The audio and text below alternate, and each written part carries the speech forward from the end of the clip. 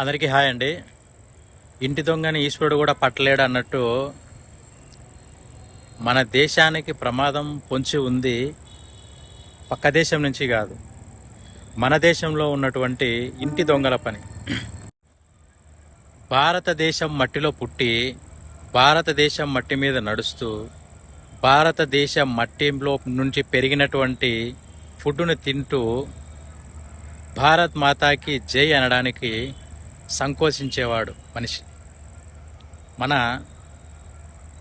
దేశంలో ఉన్నటువంటి మనుషులు కొంతమంది ఏ మతంలో పుట్టినా ఆ మతాన్ని, ఆ మత విలువలను గౌరవించి వాటిని పాటించి ఉండాలి. నా ఉద్దేశం ఏంటంటే,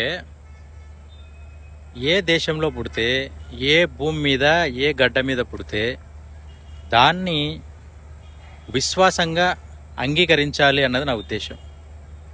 వేరే దేశంలో ఉన్నారనుకో, ఆ దేశ సాంప్రదాయాలు, ఆ దేశ గౌరవం అది పాటించాలి.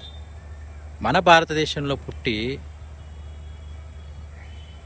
రకరకాలుగా ఆలోచనలుంటూ మనుషుల్ని సర్వనాశనం చేసుకుంటూ మనలో మనమే, ఎవరూ కాదు, ఏ దేశం నుంచి కూడా ప్రమాదం కాదు. మన ఇండియన్స్ వల్లే, మన భారతదేశం నుంచినే మనలో ఉన్నటువంటి మనుషుల వల్లే ప్రమాదాలు.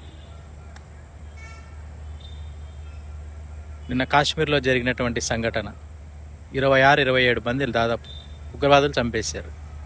హిందువు అని తెలుసుకొని, నిర్ధారణ చేసుకొని కాల్చి చంపేశారు. దేనికోసం? ఎన్నాళ్ళు తప్పించుకుంటారు చెప్పండి? తప్పు చేసిన వాడు ఎక్కడో కొండల్లోనో కోటల్లో ఎక్కడో ఉంటారు, ఏదో టైంలో దొరుకుతారు, చచ్చిపోతారు వాళ్ళు కూడా. అదే నా ధర్మం చెప్పింది. అలా చావడం ఆ ధర్మం?